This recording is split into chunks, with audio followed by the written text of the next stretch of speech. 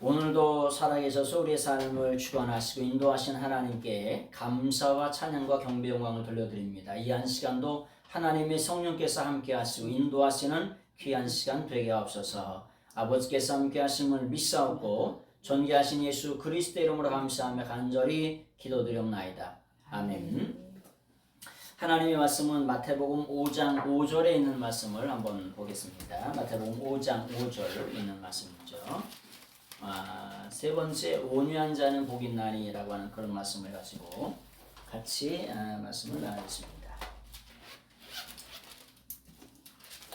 같이 한번 보겠습니다. 시작. 온유한 자는 복이 있나니 그들이 땅을 기업으로 받을 것임이요. 아멘. 오늘 온유한 자는 복이 있나니라고 하는 그런 말씀을 가지고 팔복의 세 번째 말씀을 좀 드리려고 합니다. 조금 전에도 말씀을 좀 드렸던 것처럼 우리가 팔복의 말씀의 주제가 의라고 그랬죠. 의라고 말씀드렸어요.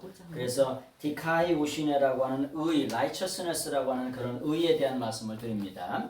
그러면서 시편의 말씀을 잠깐 가볼게요. 시편 1편 6절의 말씀을 한번 말씀을 좀 드리고 가려고 합니다. 시편 1편 6절입니다. 1편 6절 같이 한번 읽어보겠습니다. 시작. 무릇 의인의 길은 여호와께서 인정하시나 악인의 길은 망하리로다. 예, 의인의 길은 의인의 길은 여호와께서 뭐라고 표현하냐면 인정하신다고 이렇게 표현하고 있습니다.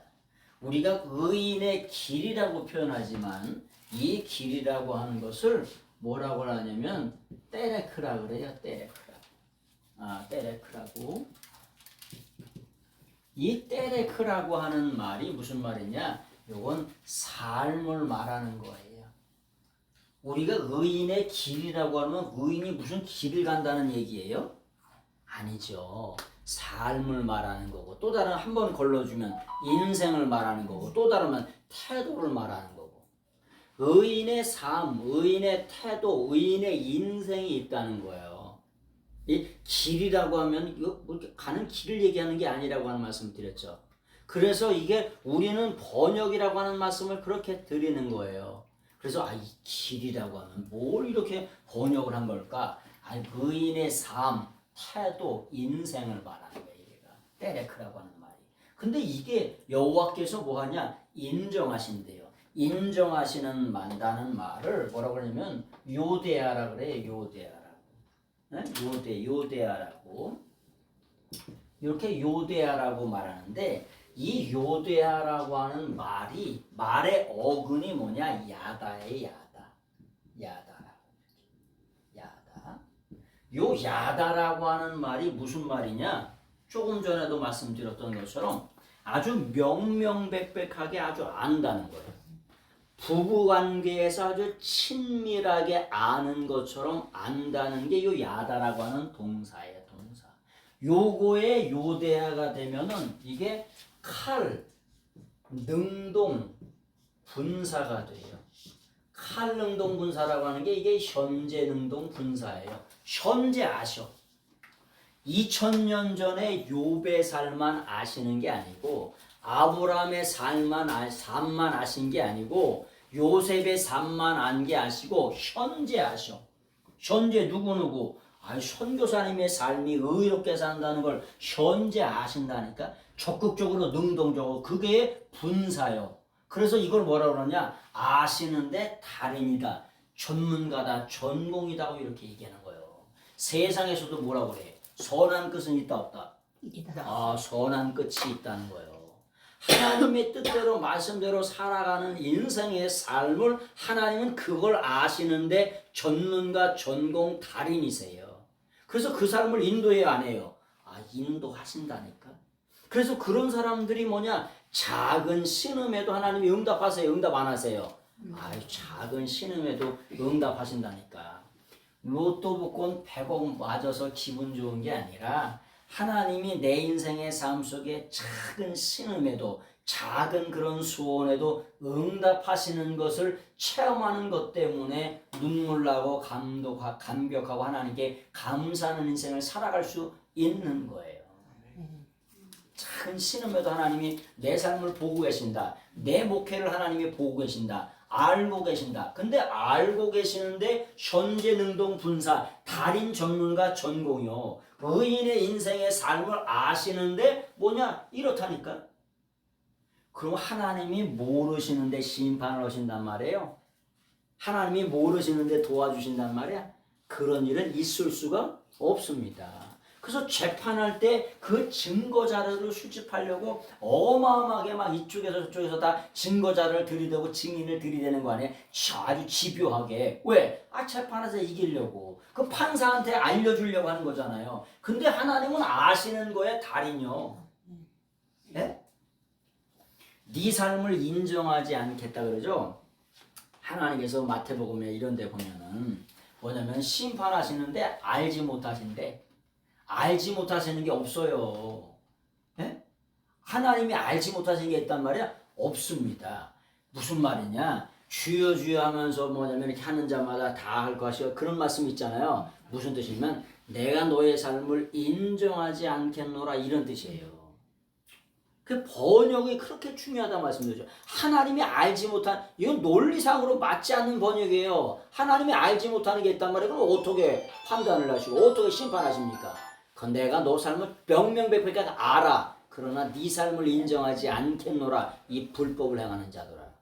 그 불법을 행하는 자라고 그렇게 말씀하시면 빛보다도 빠른 속도로 어디로 갈까요? 지옥으로 내려가는 거죠. 네 삶을 인정하지 않겠노라 이런 뜻이에요. 그래서 이 번역은 번역이라고 하는 걸 항상 생각하셔야 돼요. 그래서 낱말 하나하나 이런 글자가 이게 무슨 말로 쓰여진 말이냐, 어떤 뜻으로 쓰여진 거냐 라고 하는 것을 강의 중에 하나씩 둘씩 이렇게 가르쳐 드리는 거예요. 막연한 게 없어요. 막연한 게 없습니다. 그런데 여기 보니까 악인의 길은 망하리로다. 미완료로 계속해서 망해.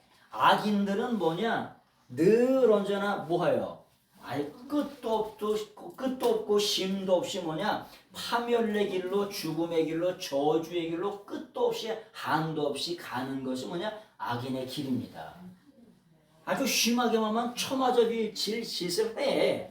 그래서 끝도 없이 한도 없이 뭐냐? 파멸로, 죽음으로 망하는 길로 미완료로 계속해서 가는 거예요.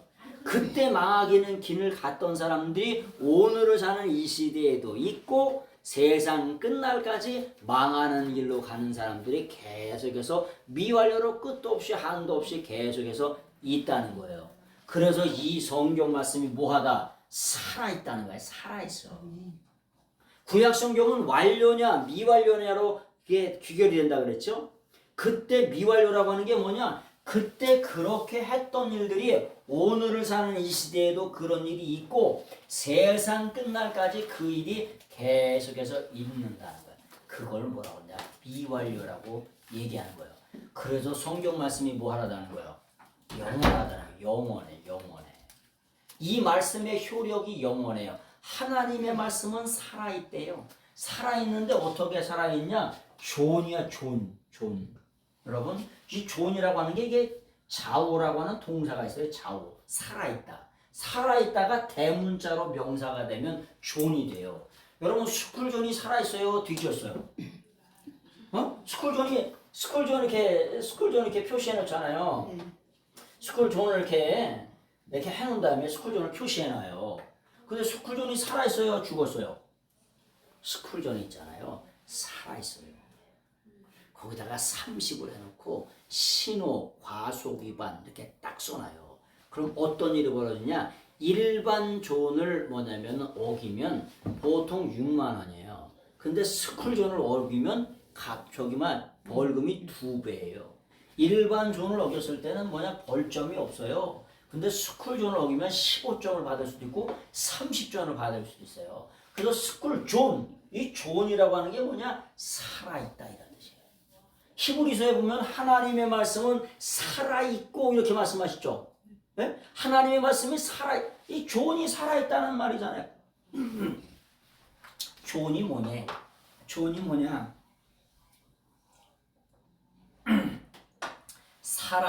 살아있다라고 하는 사오라고 하는 동사가 명사가 되면 존이 되는 거예요.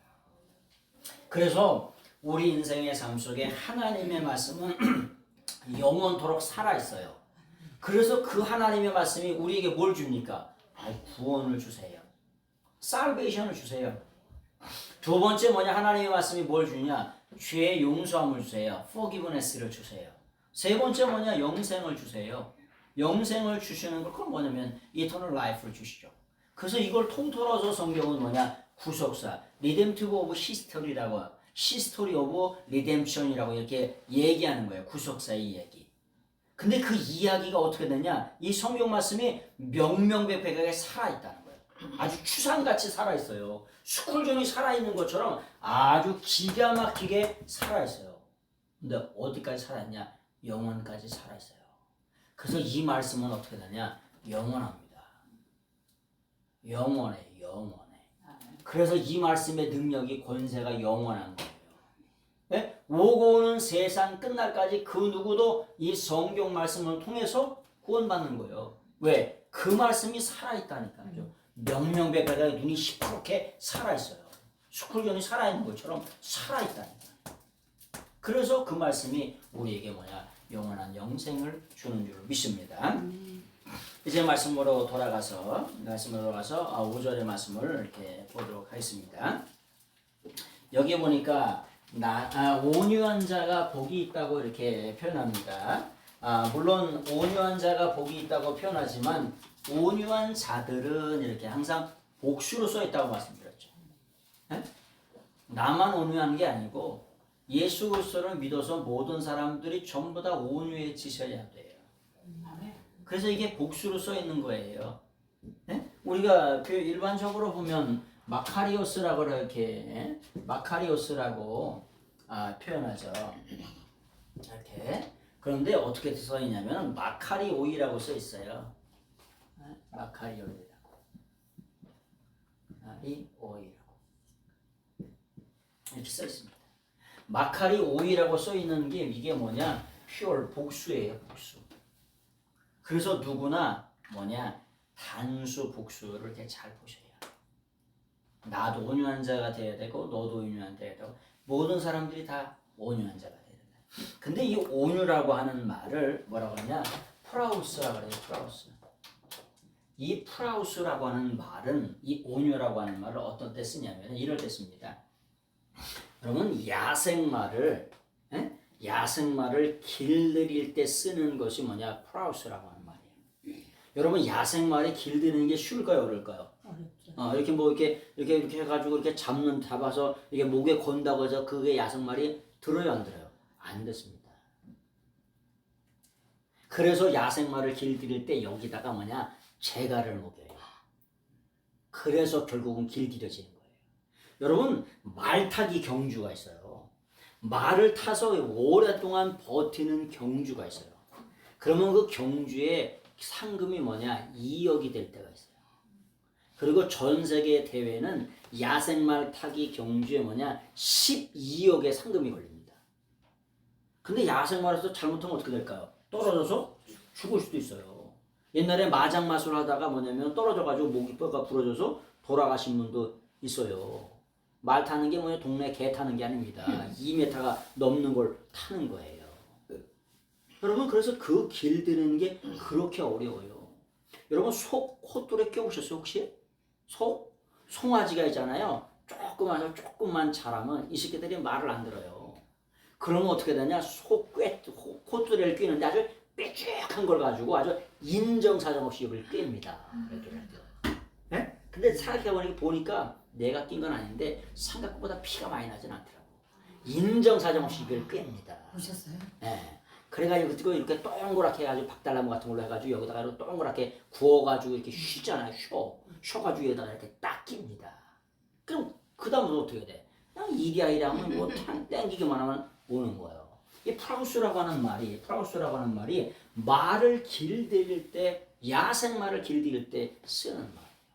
그러니 얼마나 고생을 많이 했겠어요. 그냥 돼요? 아예 안 돼요. 그래서 모세가 지면에서 이보다 온유한 사람이 없다고 하죠. 모세가 250만 명, 어떤 때는 1000만 명의 백성을 이렇게 이끌고 갔어요. 모세가 오죽했으면은 뭐라고 그러세요? 하나님, 내가 이 새끼들 낳습니까? 그렇게 고백을 하잖아. 내가 이 새끼들을 낳냐고요? 왜 나한테 그걸 맡겨가지고 지금, 나도 지금 주체하기가 힘든데 1000만 명을 어떻게 이끌고 가냐고, 내가 이 새끼들을 낳냐고 그냥 하나님께 자기 자신의 심령을 토로하잖아요. 네? 그러니 얼마나 이 연단을 받았겠어요. 야생말이 그 주체할 수 있는 그 없는 힘을 그거 이게 콧대를 껴가지고 여기다 재갈을 매겨가지고 그걸 결국은 잡아내는데 그 온유함이라고 하는 게 거기서 이 버티는 게 얼마나 힘들었겠어요. 네? 그래서 그 온유한 자가 복이 있다는 거야. 뭐가요? 하여튼 야생말에 길들여져가지고 길들여져가지고 순한 양이 되기까지 그 길들임의 과정을 거친 사람, 그런 사람들이 뭐냐? 마카리오이 영적으로 복이 있다는 거예요. 그래서 인생의 삶 속에 고난을 많이 당한 사람들 보면은 어때요? 고개가 숙여지죠. 그래서 목회도 한 40년 정도는 해야 고개가 절로 숙여진다는 거예요. 그래서 뭐라 그러냐? 인생에 뭐냐? 산전수전, 공중전, 지하전까지 다 거쳐야 뭐냐면 그러면 한 40년 정도 하면은 그런 얘기를 듣는다는 거예요. 지하전이라고 하는 게 뭐냐? 여자 문제를 지하전이라고 얘기해요. 산전수전, 공중전, 지하전, 여자 문제 아니라 세상에 그런 오해가 어마어마하게 많죠. 그런 걸 다 거치고 나야 한 40년 정도를 해야 그냥 인정을 해준다네. 그냥 저절로 고개가 숙여. 한 40년 목회를 하셨다. 그러면 저절로 고개를 숙여야 된다는 거야. 무탈하게 40년을 버티셨다고 하면. 저희가 보니까 감리교회 목사님들 중에 44년 4개월 목회, 4일을 목회하신 분들이 계시더라고. 네? 요즘엔 그런 일이 있을 수가 없습니다. 왜냐면 감리교 목사님이 되려면 4년의 공부를 해야 되고 대학원 2년을 해야 되고 인턴십 3년을 해야 10년 정도를 해야 이게 정식적으로 목사가 되지요. 근데 뭐 그 당시에는 이렇게 신학교만 들어가도 개척을 할 수 있었으니까 44년을 하셨겠죠. 이제 요즘에는 그렇게 되지는 않습니다. 40년 넘게 하기가 쉽진 않죠. 근데 하여튼간 그런데 이 온유라고 하는 프라우스라고 하는 말이 그런 뜻이라고. 그런 걸 다 거치면 그런 자가 뭐냐? 복이 있다는 거예요. 그래서 이 온유라고 하는 말이 말은 쉽지만은 쉽지 않은 게 온유라고 하는 거예요. 또 어떤 뜻이냐면은 그런 말씀을 한번 드린 적이 있는가 싶은데 여러분 배가 있잖아요. 배가 항구에 정박을 하려면은 항상 그 배에나 아니면 그 항구에 이렇게 뭐냐면 세멘트 있는데 거기에 타이어 같은 게 이렇게 있습니다. 충격을 완화할 수 있도록. 그래서 배도 깨지지 않고 시멘트도 깨지지 않고 충격을 완화할 수 있는 거가 있어요. 그런 것들을 이렇게 온유합니다. 이렇게 그런 말로 이렇게 쓰는 거예요. 그래서 뭐냐? 저희가 가끔 그런 말씀을 드리잖아요. 요건 요런 때 쓰는 거다. 이건 이런 말입니다. 네? 예를 든다면은 박해를 당하는 자, 핍박을 받는 자는 복이 있다. 그 핍박을 받는다는 말이 무슨 뜻이냐? 디오코라고 하는 이 동사, 박해를 받는다. 나중에 또 설교하겠습니다만 이 디오코라고 하는 동사가 박해하다, 핍박한다. 요건 어떤 때 쓰는 거냐면은 사냥꾼이 짐승을 아주 집요하게 쫓아다닐 때 쓰는 동사가 디오코라고 하는 동사예요. 그냥 박해라고 하면은 막연하게 이렇게 하지만 사냥꾼들이 아주 집요하게 짐승을 쫓아다닐 때 쓰는 동사가 이게 디오코라고 하는 동사예요. 사도 바울이 그래서 예수님을 믿는 사람은 어떻게 해? 아주 집요하게 쫓아다니자 체포영장까지 받아가지고 다마스커스로 가는 거죠. 가다가 주님을 만나자. 내가 박해하는 예수라고 하는 집요하게 그 체포영장까지 붙들고 쫓아가는 거예요. 그래서 결국은 이게 잡아먹으려고 쓸 때 쓰는 동사가 이게 디오코라고 하는 동사예요.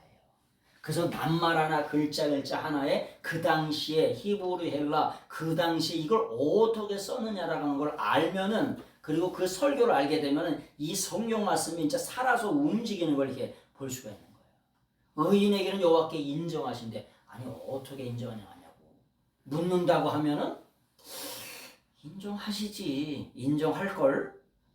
인정한다니까. 아니 그렇게 써 있지 않다고. 인정하시는데 달인이라고 전문가 전공이라고 내 삶을 아주 명명백백하게 아신다고. 그래서 말은 잘하잖아 우리가. 뭐라고? 코람 데오라고. 또 뭐라고? 헬라어로는 에노피온 투 데오라고. 네? 하나님이 다 보고 계시다고. 근데 어떤 때는 아유 하나님이 좀 안 보셨으면 좋겠다. 그리고 이렇게 범죄하잖아 이렇게. 네? 좀 가리고서 아유 하나님 좀 잠깐만 참아주세요. 내 마음대로 좀 살아보게 해야 돼. 내 뜻대로 좀 살아보게 해요. 아니 이게 가려. 그리고 안 보셨으면 좋겠다 그리고 범죄하죠. 근데 하나님이 그때도 참아주시고 인내해 주셔가지고 오늘의 저가 있는 거고 저희들이 있는 거예요. 하나님이 그때 심판하시면 제가 벌써 수천 다섯 번 죽고도 남고도 벌써 지옥 가고도 남고도 남았겠습니다. 그래서 하나님의 인내가 참 놀라운 거예요. 참아주시 인내하신 그 사랑이 참 놀라운 거죠. 그래서 하나님께서 마태복음 11장 29절 한번 보세요. 마태복음 11장 29절.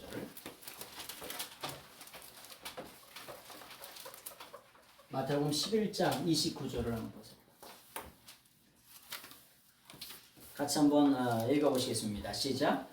나는 마음이 온유하고 겸손하니 나의 멍에를 메고 내게 배우라. 그리하면 너희가 마음이 쉼을 얻으리라.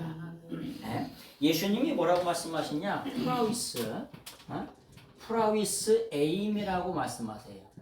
요 에임이라고 하는 게 비동사예요. 비동사라고 하는 게 뭐냐? 존재를 말하는 거예요.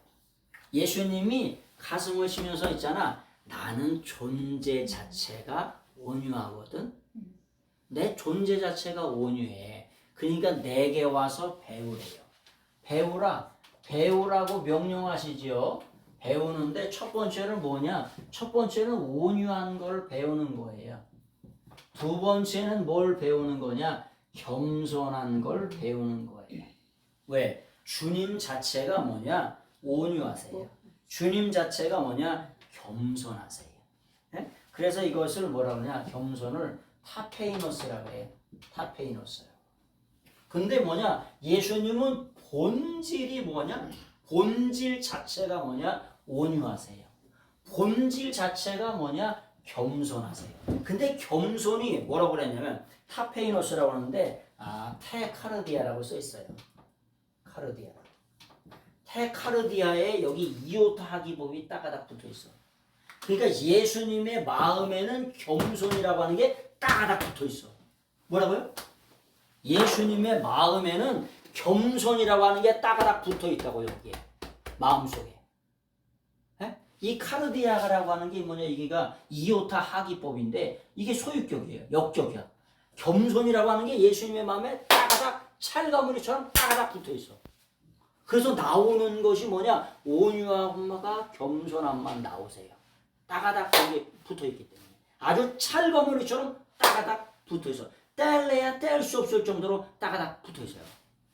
나사가 있잖아. 한 10년 동안, 20년 동안 이게 풀고 유역을 안 하면 나사 산여태. 나사가 아주 그냥 저기 쇠가 저기 돼가지고 녹슬어 가지고 들러붙어있죠. 그거 한번 뛸려면 땀을 삐질삐질 흘려야 돼. 나중에 용접을 해가지고 이렇게 붙여가지고 돌려야 될 정도로 이렇게 붙어있죠. 어? 그런 것처럼 아주 예수님의 마음에 겸손이라고 하는 것이 따가닥 붙어있어요. 요거를 배우라는 거예요. 그래서 세상의 모든 교육의 핵심이 뭐냐? 배우는 게 뭐예요? 네? 배우는 게 교육이잖아요. 그래서 교육의 핵심이 뭐냐? 온유함과 겸손함을 배우는 거예요. 온유함과 겸손함을 배우는 거. 이것이 뭐냐? 교육의 핵심이에요. 근데 솔직하게 말해서 이런 게 쉬워요? 쉽지 않죠. 쉽지 않습니다. 참 쉽지 않아요. 그래서 주님 뭐라고 말씀하세요? 이런 걸 배워요. 배우라. 뭐요? 명령이에요. 명령. 근데 그냥 배워줘요? 그냥 안 배워줘요. 그러니까 뭘 하는 거야? 인생의 삶 속에 수업료를 많이 내는 거예요. 네? 고난이라고 하는, 연단이라고 하는, 역경이라고 하는 수업료를 많이 내는 거예요. 수업료를 그래서 많이 내면 낼수록 어떻게 되는 거예요? 온유하고 겸손해지려고 거기에 이렇게 가까이 가는 거예요. 강되면 얼마나 좋겠습니까? 강하던 말로. 네? 그냥 되면 얼마나 좋겠어요. 근데 그냥 돼요? 안 돼요. 그래서 인생의 삶 속에 고난이 있는 거예요. 그러나 그 고난의 끝에는, 네? 그래서 우리 인생의 신앙이 뭐냐? 동굴과 같은 신앙이 아니고 터널과 같은 신앙이잖아요. 네? 그 고난의 끝에, 그 터널의 끝에 온유함이 있고 겸손함이 있고 그 터널의 끝에 아버지가 계시고 예수님이 계셔서 우리를 기다리고 계신다. 터널을 통과하기를 그렇게 간절히 원하는 아버지의 마음들이 그 속에 있는 거죠. 그래서 주님이 뭐라고 하면 나는 있잖아 본질이 겸손하거든, 본질이 온유하거든, 내 마음 안에 있잖아 내 마음에 아주 겸손이 따닥 붙어 있거든. 너희들도 그렇게 살아. 이런 걸 좀 배워라. 그러면 마음이 뭘 얻는데? 쉼을 얻는데. 응? 그래서 뭐냐? 겸손이라고 하는 말을 험블이라고 그러죠. 험블. 그래서 뭐냐? 험블이라고 하는 말이 뭐냐? 험블 빙이 있어요. 빙. 존재 자체가 겸손해지는 사람이 있어요. 근데 험블 비헤이비어가 있어요. 태도만 겸손해지는 사람 같은 사람이 있어요. 근데 태도만 겸손해지는 것 같은 사람은 어떻게 되냐? 시간이 되고 때가 지나고 이렇게 어려움이 당하면 뭐가 오냐면 존재를 다 드러내가 돼요. 숨기고 있는 발톱을 때가 되면 드러낸다고. 그래서 이게 험블 빙이 되는 거, 존재 자체가 겸손해지는 거, 이게 쉽지 않습니다. 그래서 이걸 배우라는 거예요. 그러면 우리 마음이 뭐냐? 쉼을 얻는다. 여러분 우리가 다 쉼을 얻기를 원하죠. 마음의 평안을 얻기를 원하잖아요. 네? 그렇죠. 근데 쉬워요, 어려워요. 남이 나한테 이렇게 아주 털끝만 건드려 봐라. 아유 요즘 세상은 아주 버티질 못하는 세상이야. 아주 털끝만 건드려 봐라. 별의별 일들이 다 벌어집니다. 응? 털끝만 건드려도. 그러니까 그런 걸 보면서 참 이게 온유함을 배운다는 거 참 귀한 거죠. 근데 주님이 뭐라고 말씀하시냐? 나는 마음이 온유하고 겸손하니 내게 와서 배우래. 그럼 너희가 쉼을 얻으리라 이렇게 말씀하신 것을 바라보게 됩니다. 그래서 그런 온유한 삶을 살아가시는, 겸손한 삶을 살아가시는 여러분 되시길 바랍니다. 11장 30절은 이는 내 멍에는 쉽고 내 짐은 가벼움이라. 여러분 진리의 멍에는 쉬워요. 진리의 멍에는 네 믿습니다. 받아들이기만 하면 돼. 근데 온유하지 않은 사람 받아들이 안 받으죠. 때려 죽여도 안 받아들이네. 네? 내 멍에는 쉽다. 아니 예수님의 그런 모든 것들을 그냥 믿음으로 그냥 받아들이면 돼. 겸손하게 온유하게. 네? 아니 그러면 영생을 준다니까. 구원을 주고 그리고 죄사함을 준다니까.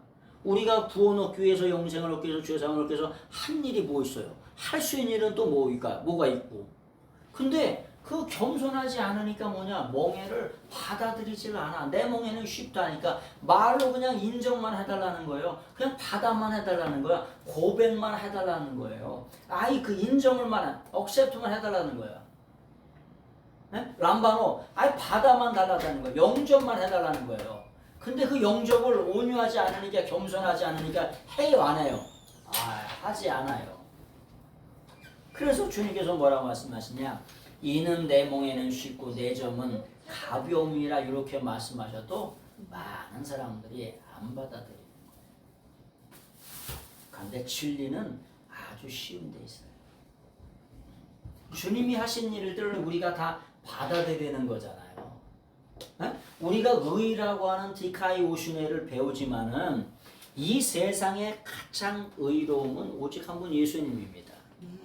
이 의로움이라고 하는 건 예수님의 십자가 피공로의 의로움이 얼마나 대단하고 위대한 어마어마한 의로움인지 그 의로움이 나에게 전가만 되기만 하면, 내가 그걸 받아들이기만 하면 죄 사함을 주신다네. 그걸 받아들이기만 하면 뭐냐면 구원을 주신다는 거예요. 그걸 받아들이기만 하면 영생을 주신다. 그런 의로움이 어디 있어요? 그래서 예수님의 그 의로움을 우리가 받아들이는 거예요. 그리고 그 의로움을 배우는 거예요. 그런 의로움이 어디 있습니까? 남들을 위해서 대신 죽어요? 자식을 위해서 죽을 수는 있겠지. 헛간가다. 근데 죄인 되었을 때, 아주 연약할 때, 아주 하나님과 절대 왼수가 되었을 때 예수님이 이 땅에서 죽어주셨어요. 그 의로움 때문에 우리가 사는 거예요. 그 의가 우리에게 전가돼서 그 의를 받아들임으로 하는 우리가 칭해 justification by faith가 된 거잖아요. 믿음으로 받아들여서. 근데 그 전에 하나님의 놀라운 은총이 우리에게 주어져 있는 거예요. 그 때문에 우리가 구원받게 된 것이죠. 자, 마태복음 21장 5절 한번 보세요. 마태복음 21장 5절. 마태복음 21장 5절. 마태복음 21장 5절 한번 읽어보세요. 시온 딸에게 이르기를 내 왕이 내게 임하나니 그는 겸손하여 나아가고 멍에 매는 짐승의 새끼를 탔도다. 예수님이 뭐냐? 겸손하여서 나귀 새끼를 탔다고 하는 말씀을 드렸어요. 나귀 새끼. 한 번도 타보지 않은 나귀 새끼를 타셨다는 거예요. 세상의 왕이, 만왕의 왕이 나귀 새끼를 탈 일이 없습니다. 그런데 스가랴 예언의 말씀처럼 겸손하여서 나귀 새끼를 타고 이 땅에 입성하십니다. 예루살렘에 입성하십니다. 그렇죠. 나귀 새끼를 부하 신하들이 나귀 새끼를 데려가는데 왕을 타라고 했으면 그 신하들은 당장에 목베어 죽여야 돼요. 그런 일은 있을 수가 없습니다. 그런데 나귀 새끼를 타고 예수님이 겸손해서 입성하신 거예요. 자, 베드로전서 3장 2절에 보세요. 베드로전서 3장 2절. 베드로전서 3장 4절. 베드로전서 3장 4절의 말씀 보세요. 베드로전서 3장 4절. 같이 한번 보겠습니다. 시작. 오직 마음에 숨은 사람을 온유하고 안정된 심령에 썩지 아니할 것으로 하라. 이는 하나님 앞에 값진 것입니다. 여러분, 여기 베드로전서 3장에는 마음에 숨은 사람이라고 얘기합니다. 숨은 사람. 저희가 그 상담이나 이런 치유에 관심이 있어가지고 내적 치유나 이런 책을 한 5,000권 정도, 500권 정도를 읽었어요. 그런 거에 한 때에 한 20년 정도를 읽었습니다. 근데 뭐냐, 마음에 숨은 사람을 뭐라 그래요? 마음에 숨은 사람을 속사람이라고 얘기합니다. 그래서 뭐냐면 내적 치유나 상담학 책을 보면 속사람의 치유, 뭐 상한 감정의 치유, 내적 치유, 무슨 치유 이렇게 얘기하잖아요. 그 마음에 뭐냐 숨은 사람을 뭐냐 속사람이라고 이렇게 얘기하는 거예요. 여러분, 우리가 겉사람이 있고 속사람이 있죠. 속사람이 있어요, 없어요? 내 안에 내가 있어요. 내 안에 내가 있어요, 없어요? 내 안에 내가 있다니까. 겉모습하고 또 다른 내가 있어요. 네? 그걸 다 모든 사람이 알아요, 몰라요? 모르죠. 하여튼 모든 사람이 다 알아. 근데 누구만 모르냐? 지만 몰라. 그래야 안 그래요? 그럼 다 알아요. 인생을 오래 살았는데 그걸 모른단 말이야? 네? 누가 몰라? 지만 몰라. 네? 그러니까 그 계속 살아가는 날 동안 연단이 계속해서 있는 거죠. 자기 모습을 자기만 몰라. 사람들이 다 알아요.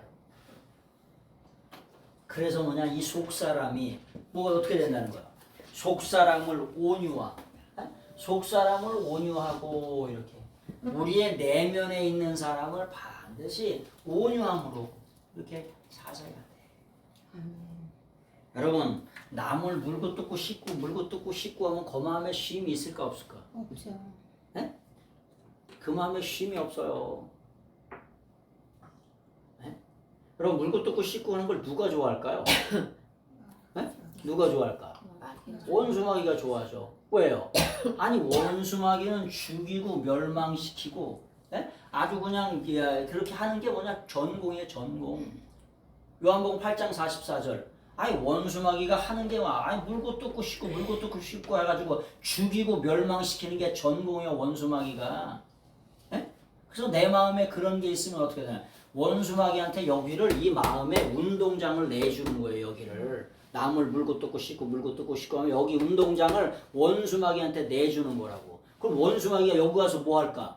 여기 와서 집을 져요. 집을. 그래서 제가 제 잘하는 사람한테 남을 맨날 물고 뜯고 씻고 그래. 그러면 제가 아주 화를 벌어냅니다. 그렇게 살지 말라. 나는 아주 남을 물고 뜯고 씻고 하는 걸 아주 가장 싫어하는 사람이라고. 아주 강력하게 얘기합니다. 절대 그렇게 하지 말라고. 왜? 왜 그러냐? 물고 뜯고 씻고 하면 여기가 원수마귀가 여기 와서 집을 져요. 여기다가 집을 진다고. 그렇게 되면 어떻게 되냐? 그게 삶의 습관이 돼요. 무슨 얘기냐? 여러분 이스라엘 백성들이 광야를 통과했잖아요. 근데 광야를 통과하자마자 습관적으로 하는 일이 원망하고 불평하는 일이에요. 이 원망하고 불평하는 일이 습관이 되다가 결국은 어디에까지? 가나안을 턱 앞에 두고서도 뭐하냐? 원망하고 불평하는 거예요. 그 원망하고 불평했던 그 수많은 사람들이 단 한 사람도 개미 새끼 한 마리 못 들어가서 누구만?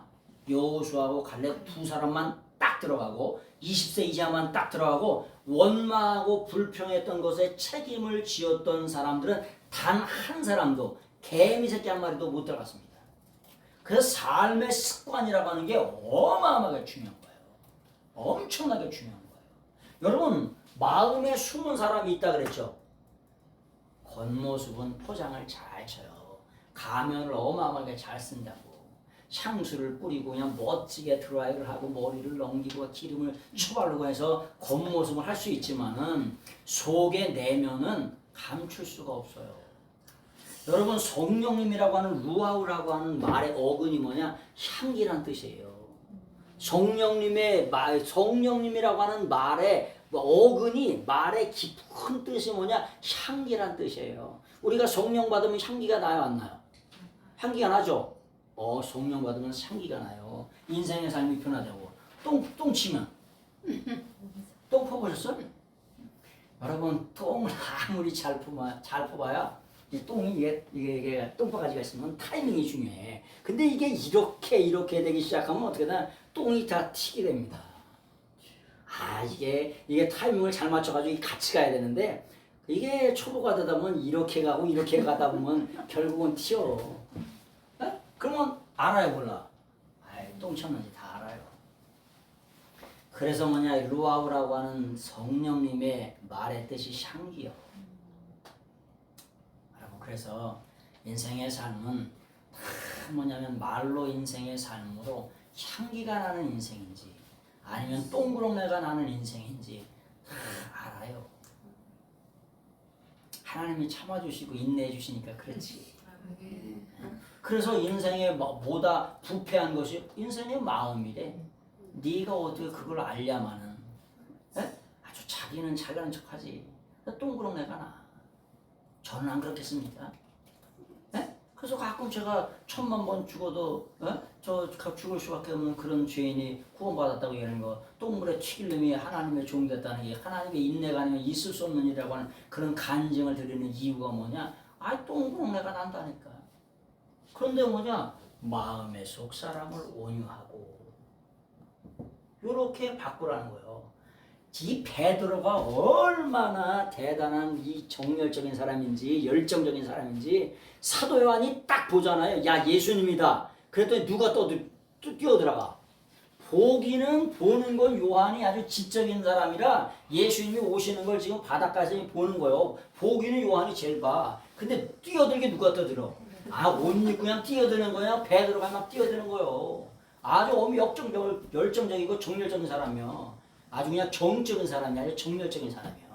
근데 이 사람이 뭐라 그래? 베드로 전후서를 기록하니까 인생의 삶의 산전수전을 다 겪은 거예요.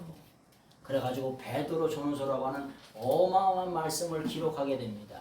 그런데 그 중에 가장 중요한 말씀 중에 하나가 뭐냐? 속사람을 온유함으로 그렇게 표현하는 거예요.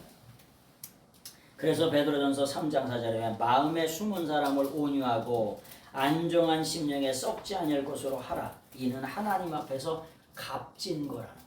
하나님 앞에 값진. 여러분 우리 인생이 값진 인생이 되어야 될 줄로 믿습니다. 왜냐면 우리는 예수님의 자리 인생이기 때문에 예수님의 피값을 주고 우리 인생을 사셨어요. 참 말도 안 되는 사랑을 받은 거죠. 그래서 그 사랑을 무조건적인 아가페 사랑이라고밖에 말 못해요. 말도 안 되는 사랑을 받았기 때문에 그게 아가페예요. 사랑도 5가지가 있죠. 성경에도 사랑이 5가지가 있어요. 헤르라이.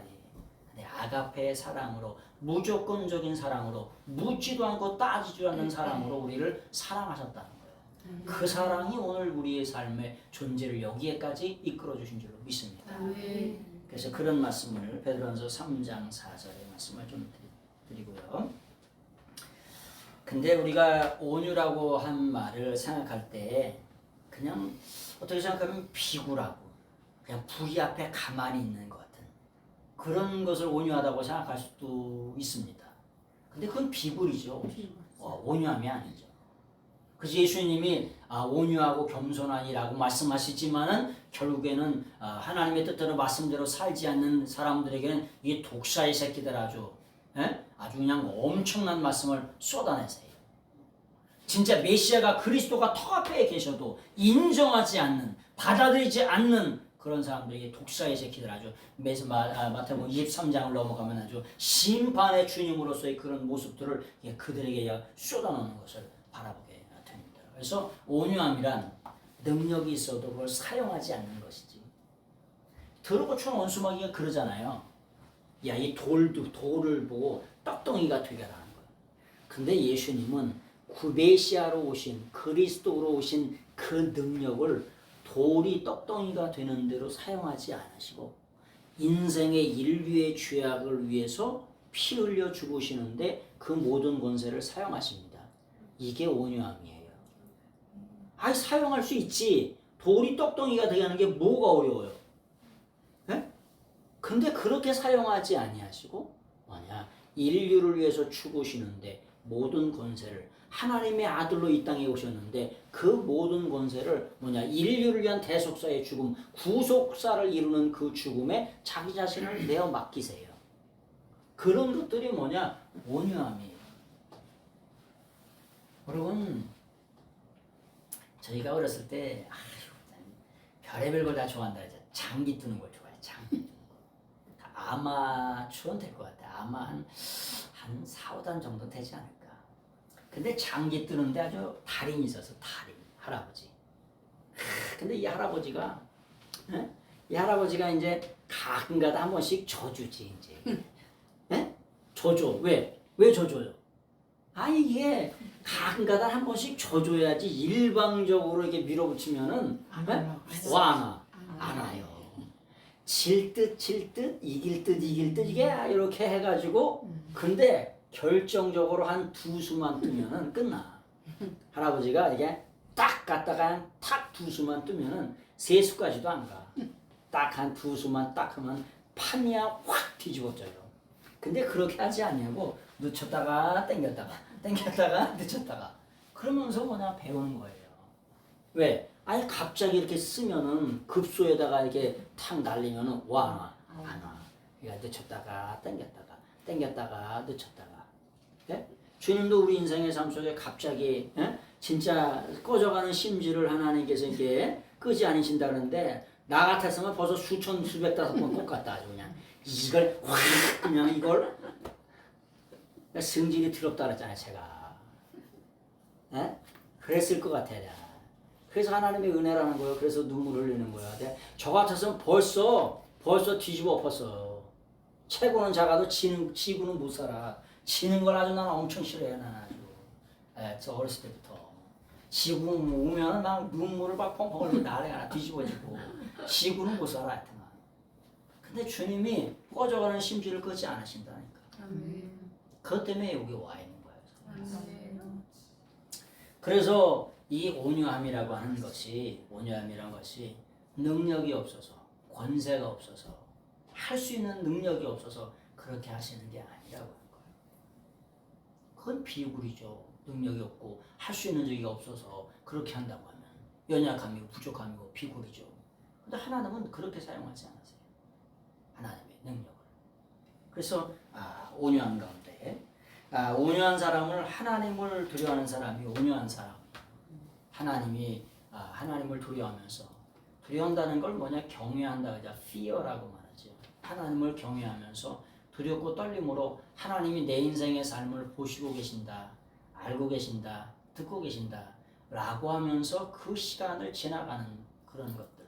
그게 참 온유한 사람입니다. 네? 요셉이 그렇잖아요. 요셉이 2년의 시간 동안에 뭘 갖고 있었어요? 저는 그렇게 생각합니다. 2년의 시간 동안에 하나님의 말씀의 응답을 하나님이 늘 언제나 요셉과 함께 하셨대. 그럼 요셉과 함께 하셨으면 하나님이 아무 말도 안 하고 그냥 옆에만 이렇게 계셨단 말이야? 네? 하나님이 그런 얼마나 불이 나겠어요. 여러분 불이 안 나? 네? 아니 그 형제들이 나를 애매하게 감옥에 쳐넣어가지고 보디발이라고 하는 그 여자한테 애매하게 쳐넣어가지고 지금 중상모략을 당하는데 여기서 불이 안 납니까? 불이 안 나? 그 뒤졌냐 불이 안 나게? 네? 여기서 불이 안 납니까? 그런데 하나님이 임마누엘로 늘 언제나 동행하셔서 내가 함께한다. 네? 그때마다 하나님이 말씀하시고 하나님이 응답을 주시고 말씀을 이렇게 하셔가지고 그 시간을 2년이라고 하는 시간을 12,000년이라고 하는 시간이 딱 필요해. 아니 가마를 긋는데 놓다 뺐다 그렇게 한단 말이야. 7시간 10시간씩 2박 3일씩 구워야 그게 정확하게 원하는 온도에 원하는 날짜에 원하는 시간에 딱 구워야지 제대로 작품이 날 거 아닙니까? 요셉에게는 몇 년이 필요한 거예요? 한 2년이 필요한 거예요. 그래서 그동안 그렇게 굽고 구워가지고 그 시간이 지나니까 요셉이 어떻게 돼? 요셉이 감옥에 나와서도 제일 첫 번째 뭘 해야 될 것 같아요? 총리가 되면은 보디발 아내부터 죽여야 돼. 그래요 안 그래요? 형들을 가만히 놔둬야 돼 이거? 응? 아주 아작아작 씹어들도 시원찮아. 그래요 안 그래요? 진짜 그래요. 근데 어떻게 돼요? 하나님이 날 먼저 보내셨다는 거야. 하나님의 뜻 앞에 자기 자신의 악감정이 다 사그라졌어. 근데 그 시간이 몇 년이에요? 2년이라고 하는 시간에 용광로에서 다루는 시간이 있는 거예요. 그러니까 그렇게 되는 거예요. 그 2년이라고 하는 시간이 필요한 거예요. 그러니까 우리 인생의 삶 속에서도 하나님이 이렇게 연단하시고 달구시고 용광로에 보내시는 그런 시간을 우리가 지나가고 있고 또 지나왔고 그러니까 이만큼 된 거죠. 예수님 믿어서 이만큼 된 거예요. 세상은 그러죠. 세상은 손가락질에 예수님 믿는 것들이 왜 저렇게 하냐고. 예수님 믿어서 이렇게 됐다 그나마. 응? 예수님 믿어서 그만큼 된 거예요. 이만큼. 그래서 온유한 사람은 하나님을 두려워함으로 하나님의 시간과 하나님의 때를 기다리는 사람이에요. 그 사람이 온유한 사람이에요. 마태복음 3장 16절. 마태복음 3장 16절 보세요. 3장 16절.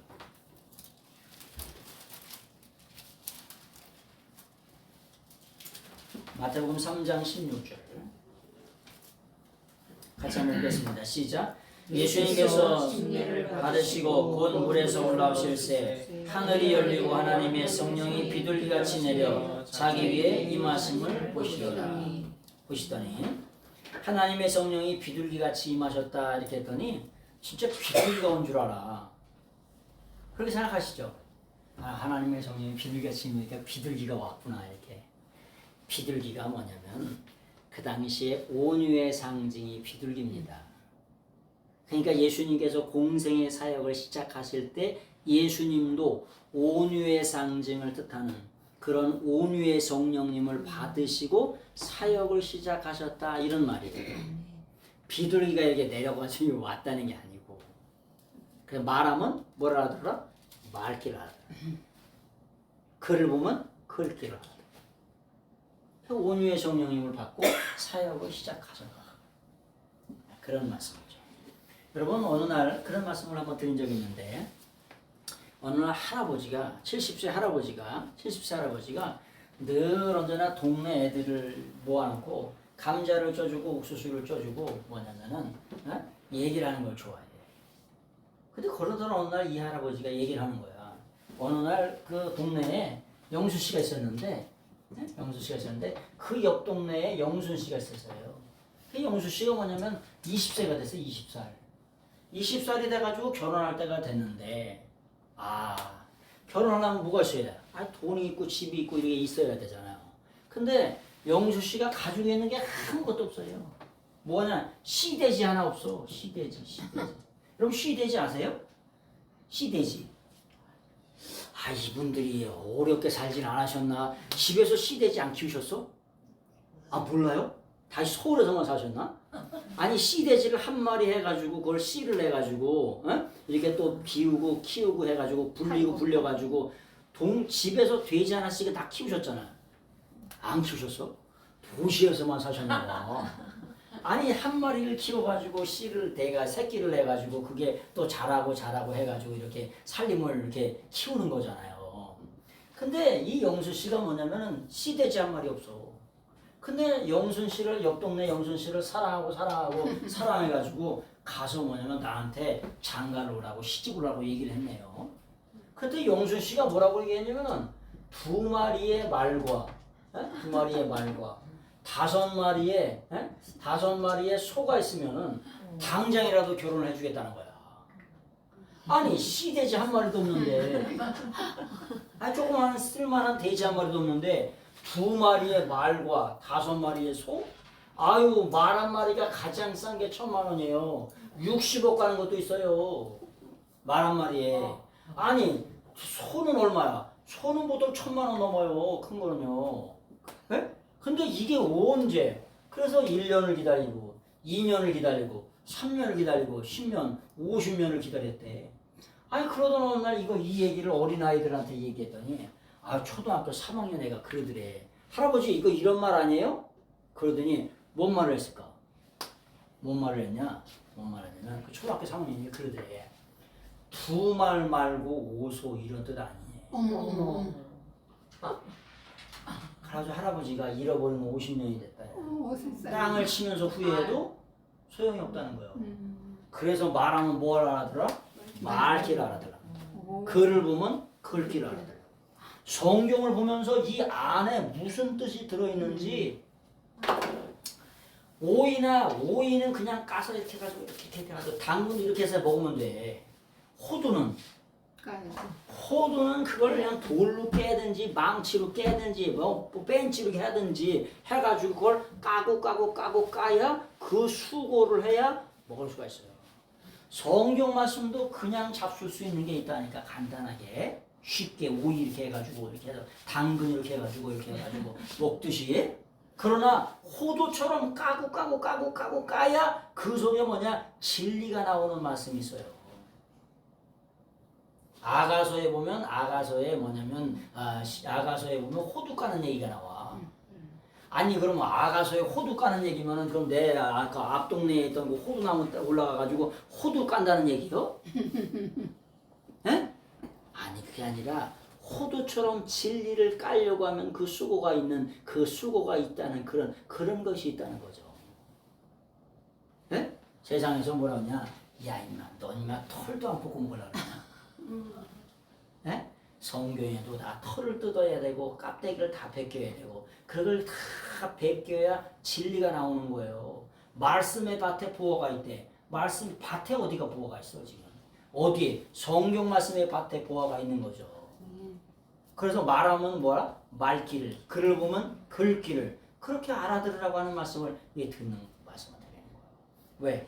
이게 쉽게 말하면 1600년 동안 공국을 끓여가지고 우리에게 준 거잖아요. 1600년 동안의 기록이. 근데 그걸 한 입에 먹을 수 있다? 히브리 헬라 사상도 없고 배경도 없고 역사도 없고 조망도 없고 이걸 어떻게 하는 그 당시엔 이걸 어떻게 썼는지 철학자들은 이 말을 어떻게 썼는지 그 당시 히브리 사상 헬라사 헬레니즘 헤브라이즘에서는 이걸 어떻게 썼는지 그런 기초적인 배경이 없이 그냥 이렇게 날름날름 이렇게 그냥 아스키모시티 그냥 먹을 수 있다. 그렇지 않아요.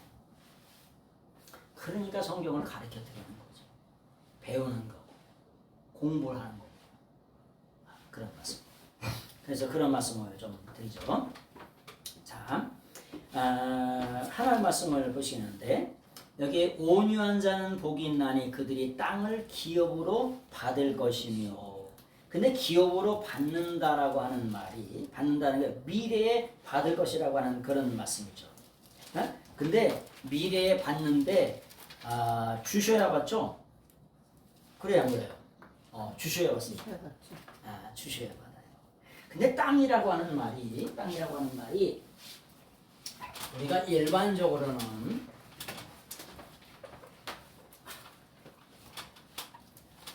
땅이라고 하는 말을 뭐라 그러냐? 개라 그럽니다. 개. 개. 여러분 개가 어디 있어요? 바닷가에 개가 땅에 붙어서 삽니다. 그 개가 이 개예요. 그래서 그냥 땅이라고 쓰는 거예요. 땅. 이걸 그냥 땅을 개라고 얘기하는 거예요. 우리나라 말에는 우리가 그 고려 시대에 뭐냐면은 우리가 불교 문화권에 있잖아요. 그래서 말 자체가 산스크리트로 범어를 많이 받아들였어요. 팔만대장경의 많은 부분이 범어로 기록이 돼 있어요. 산스크리트로. 그래서 밥이라고 하는 말이 양식이란 뜻이잖아요. 그죠? 양식이라고 하는 말에 밥이 그냥 밥이 우리나라 말이 아니고 순수 우리나라 말이 아니고요. 순수 우리나라 말이 아니고 산스크리트 범어에서 온 말이 어마어마하게 많습니다. 그 중에 하나가 이 개라고 하는 거예요. 그런데 여기 보니까 뭐냐면 땅을 기업으로 받을 것이라고 이렇게 말씀하셨는데 뭐냐 정관사가 따가닥 붙어 있어. 탄겐이라고. 정관사가 따가닥 붙어 있어요. 탄겐이라고. 그 땅을 받는데 여러분 우리가 인생의 삶을 다 마치고 나면 어느 땅을 받을까요? 어느 땅 받냐? 새로운 하늘과 새로운 땅을 받게 됩니다. 그래서 정관사가 있는 그 땅을 받는다. 새로운 하늘과 새로운 땅을 받는다는 거예요. 물론 이 땅에서도 온유한 사람이 땅을 차지해 안 차지해? 일반적으로 차지해요. 일반적으로. 여러분 이 백성들 동물들 중에서도 있잖아요. 온유한 동물들이 땅을 전부 다 어떻게 해서 다 누비고 있어요. 개미가 있잖아요. 개미가 전 세계에 2천 종류가 넘는데 그 개미 무게를 다 합치면은 사람 80억 무게보다 더 나간대요. 말도 안 되는 말 같죠? 말도 안 되는 거 같죠? 진짜 실제라는 거예요. 과학자들이 2천 종류가 넘는데. 서로 여러분 광야를 이렇게 뭐 초원들을 다 바라보면은 사자는 몇 마리 있어? 많지 않죠. 응? 사자는 많지 않죠. 하이에나 이런 것들은 별로 없어. 온유하게 풀 뜯어먹는 그런 것들은 다 이게 누비고 있어요. 그래서 땅을 차지한다. 그래서 자연계시를 보면 이 땅은 뭐냐 섀도우라고 말씀하시죠. 그림자라고 말씀. 하나님 나라 가면 어떻게 돼 있다는 걸 자연계시를 잘 보셔야 돼요. 날마다 새롭다 그런 말씀 드렸잖아. 날마다 구름이 새롭게 지나간다고. 태평이 지나고 날마다 그걸 보여주시는 거예요. 자연계시를 통해서. 그날에 나중에 이제 과학적인 얘기를 또 하겠습니다만 그런 얘기도 하면 자연계시에 대한 말씀도 나중에 언제 기회가 되면 또 드릴 때가 있을 거예요. 그래서 온유한 자가 새로운 하늘과 새로운 땅을 차지한다. 물론 이 땅에서도 온유한 자가 땅을 차지하죠. 땅을 차지한다.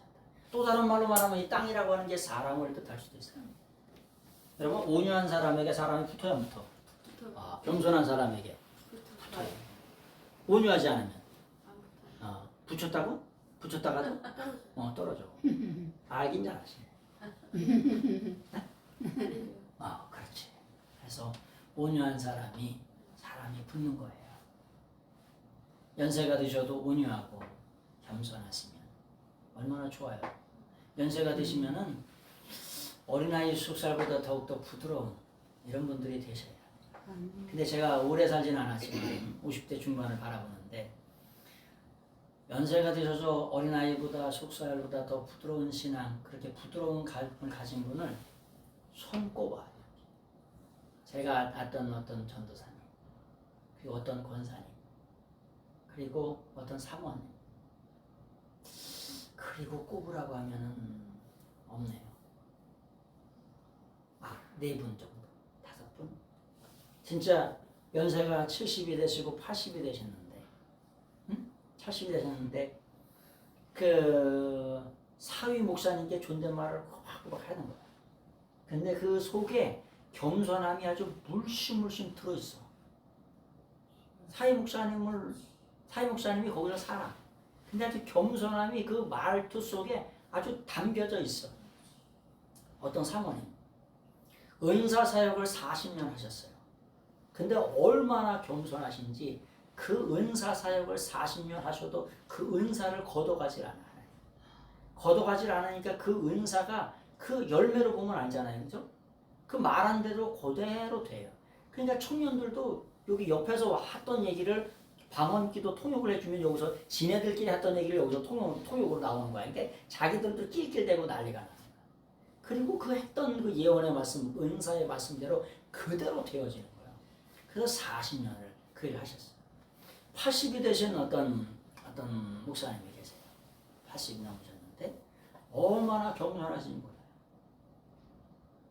그분 앞에 가면 고개를 숙여줘, 저절로. 그리고 어떤 전도사님이 계세요. 한 80이 넘으셔서 이렇게 돌아가셨는데 그래서 한 4분 정도, 5분 정도 손꼽으라고 해요. 그래서 진짜 어린아이 쑥살보다도 더욱더 온유하고 겸손하신. 물론 저도 그렇게 돼야 되겠죠. 네? 근데 그렇게 말처럼 쉬운 건 아니다. 그래서 그렇지만 그럼에도 불구하고 나는 마음이 온유하고 겸손하니 내게 와서 배우라 이렇게 말씀하셨으니까 주님의 모습을 이렇게 닮아가면서 배워가시는 여러분들이 꼭 되시기를 바랍니다. 오늘 또 시간이 돼서 오늘 여기까지만 말씀을 나누겠습니다. 기도하겠습니다. 오늘도 좋은 날 주신 하나님께 감사드립니다. 나는 마음이 온유하고 겸손하니 내게 와서 배우라. 그러면 너희가 쉼을 얻으리라고 말씀하신 것처럼 우리가 주님께 가서 쉼을 얻을 수 있는 온유하고 겸손함을 배울 수 있는 저희들의 생이 될 수 있도록 인도해 주시옵소서. 예수 그리스도의 이름으로 감사하며 간절히 기도드리옵나이다. 아멘. 드린 손길 위해서 기도하겠습니다. 오늘도 하나님의 것을 걸어가야 구별된 손길 위에 하나님께서